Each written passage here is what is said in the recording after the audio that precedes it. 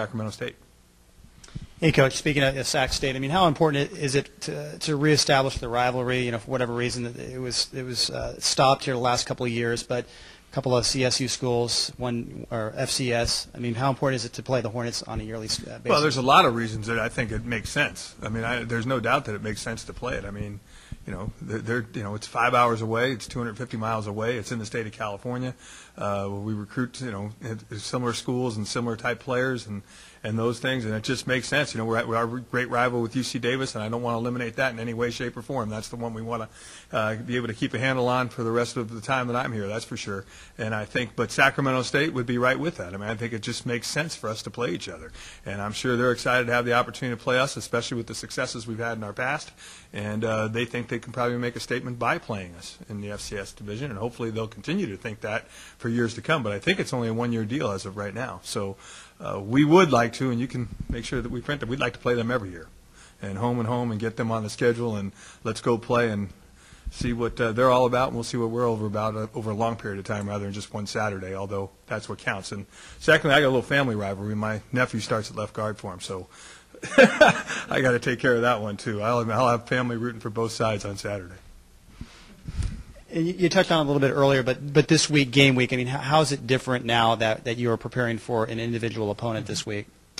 Well, offensively, the structure of practice definitely changes. I mean, you really try to put your eyeballs on exactly what you're going to be looking at on Saturday, although we're not positive because of the offense we run, which makes it a little bit more difficult. But I think you hone in on certain things that you like to do against certain things that you believe that they're going to do. And that definitely is happening, and that's going to make us that much more efficient as an offense. A guy like Tony Smith that doesn't have a lot of experience. I mean, now, we've been practicing against every possible thing that a quarterback can see for the past 20 days. Well, now we're going to hone in on 2 or 3 of those things, and he should be much, much better, much, much sharper about the things we want to do against certain defensive looks, secondary-wise, or certain defensive fronts that we see.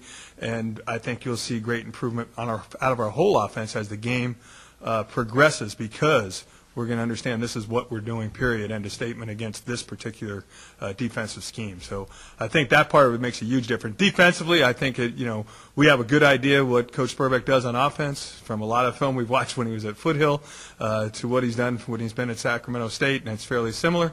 And we really know that he's had a lot of success doing it. And we better be able to play the run part of the game, like I said before. I think that's probably what he thinks, and we better be able to be effective doing that. And coverage-wise, we're playing a lot of new coverages to our players. They have to be able to line up right, number one, and then operate with the techniques that we've given them within those coverages in order to be successful. And I think we've done a good job of getting better every day.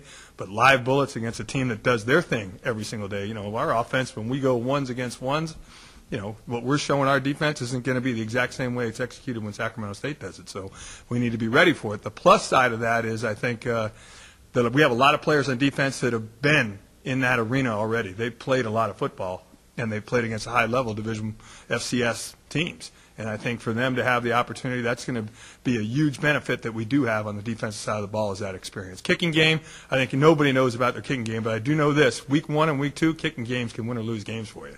And I'm going to a special teams meeting right after this, and they're going to hear it flat out from me that we need to shore up a couple of things. Hey, Coach. Being new to Cal Poly, I mean, what does it mean for you to get off to a good start on Saturday? Well, I think the thing I look at for the overall program is where I have to look at where they've been and where we would like to go as a program. And I look at that, and I think that we have a tremendous responsibility as far as trying to keep the ball rolling in a forward direction as far as what we're doing in football. And that's the responsibility that I feel. It's not, to me, extra added pressure in any way, shape, or form. It's just the reality of where we are. The last couple of seasons have been tremendous seasons. The last 3 or 4 seasons have been great seasons for Cal Poly, and we'd like to make it 5 or 6 or 7 in a row now. And I think that's why I'm here too. I mean, I wanted to come to a program that was successful, had the opportunity to continue to be successful, and has the opportunity to continue to grow.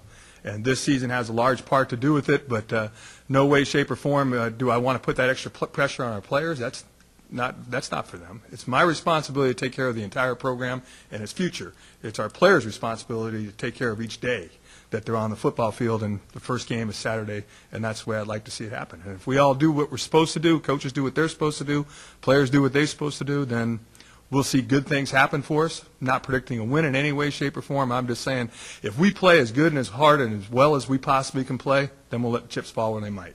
And think they'll fall in our favor if we do that.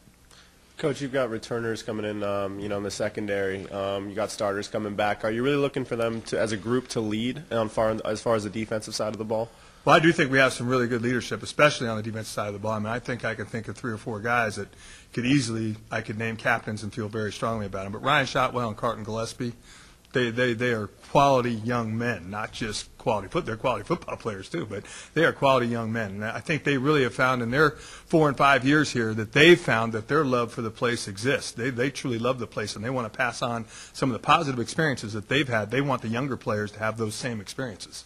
And what better way than to learn from somebody that's done it, been there, done that. They have been. And so we really challenge those guys to be leaders and challenge our young players to open up their ears and listen to what they have to say about their experience. And I think that tremendous leadership is contagious too. And those guys got it, and I think other guys are going to run right behind them. Thank you, Coach. Sure.